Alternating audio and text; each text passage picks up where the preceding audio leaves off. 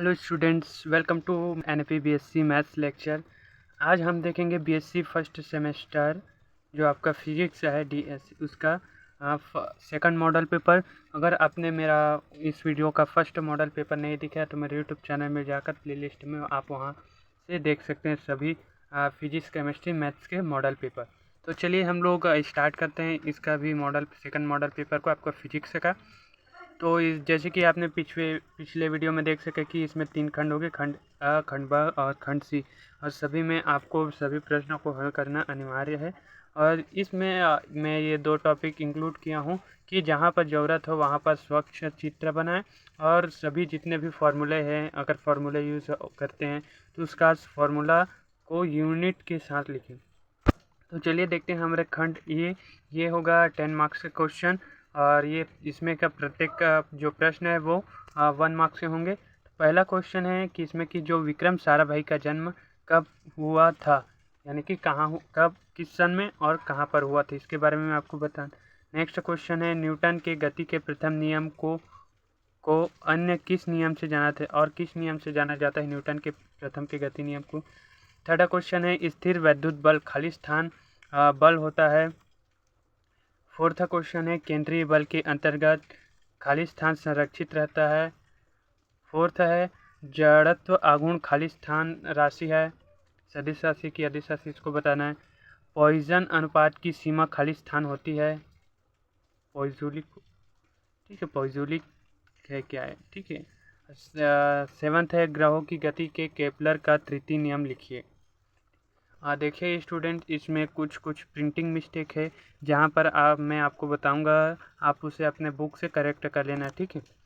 तो 8वां क्वेश्चन है जब चक्र प्रति सेकंड खाली स्थान का मात्रक है। 9वां क्वेश्चन है दो जड़त्वीय निर्देश तंत्रों को संबंधित करने वाले रूपांतरण समीकरण खाली स्थान है, इसके बारे में आपको बताना है। नेक्स्ट है द्रव्यमान ऊर्जा तुल्य संबंध का समीकरण आपको लिखना है,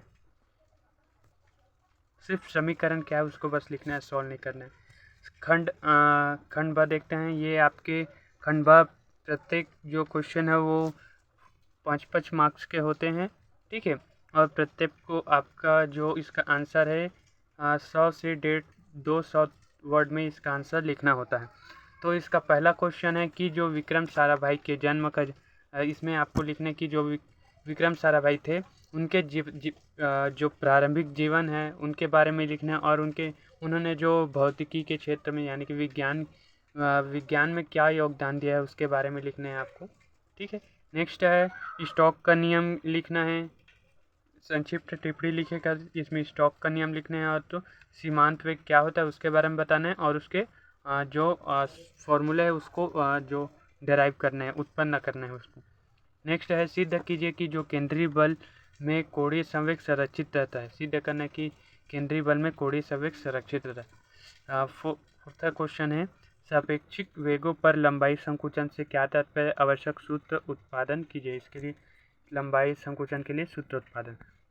नेक्स्ट क्वेश्चन है आपको खंड सी, इसमें से प्रत्येक क्वेश्चन आप लोगों को 10 मार्क्स का क्वेश्चन है, और प्रत्येक क्वेश्चन का आंसर आपको लगभग फिजिक्स में आपको इसका आंसर जो इसका मैक्सिमम 2 पेज में देना है आपको, इसका आंसर मैक्सिमम 5 पेज में देना है आपको, ठीक है। तभी आपको जो 5 मार्क्स का क्वेश्चन है 5 मार्क्स मिलेगा, 10 मार्क्स का क्वेश्चन है तो 10 मार्क्स का मिलेगा, ठीक है। अगर आप इसका सभी का आंसर चाहिए तो मैं अपने चैनल में सभी यूनिट्स के नोट्स है उसमें से आप लोग देख सकते हैं इन सभी का आंसर। नेक्स्ट है चलिए देखते हैं 10 मार्क्स के क्वेश्चन कि एक विमीय प्रत्यास्थ संघट पर टिप्पणी लिखिए। ये संघट है, इसे ध्यान देना, मैं बोला था ना प्रिंटिंग मिस्टेक है कहीं कहीं, तो आप उसे ध्यान देना, ये संघट है। संघट के लिए आपको इसको फॉर्मूला निर्मित करना है, ठीक है, इसके बारे में पूरा बताना है, एक विमीय प्रत्यास्थ संघट। नेक्स्ट है कि जो n कणों के निकाय के द्रव्यमान केंद्र, ये केंद्र है, ठीक है, द्रव्यमान केंद्र से आप क्या समझते हैं, इसकी गति की विवेचना कीजिए। ये केंद्र है, याद रखना, केंद्र करेक्ट कर लेना उसे। ये आपको ये क्वेश्चन अटेम्प्ट करना है या फिर ये ऑप्शनल रहेगा। खंड सी आपका सभी क्वेश्चन। ये पहला यूनिट का क्वेश्चन है। नेक्स्ट देखते हैं सेकंड यूनिट का क्वेश्चन, जो प्रत्यास्था गुणांक कितने प्रकार के होते हैं उसके विस्तार पूर्वक समझाना है कि प्रत्येक का प्रत्यास्था गुणांक को समझाना है, उसके जो फॉर्मूला है उसको भी डेराइव करना है। फिर आता है एक समान वृत्ताकार प्रतल का जड़त्व आघूर्ण ज्ञात कीजिए तथा विभिन्न स्थिति में उनके मान भी ज्ञात करना है। अलग अलग स्थिति में उसके मान क्या होंगे। ठीक है, यौगिक लोलक किसी आपको इतना ही क्वेश्चन पूछा जा सकता है या फिर इसे भी, तो इतना ही भी पूछेगा तब भी आपको इसका आंसर देना है। आपको 3 कंडीशन में उसका जड़त्व आघूर्ण निकालना होता है। ठीक है, दो या 3 कंडीशन में। ठीक है, अलग अलग होता है।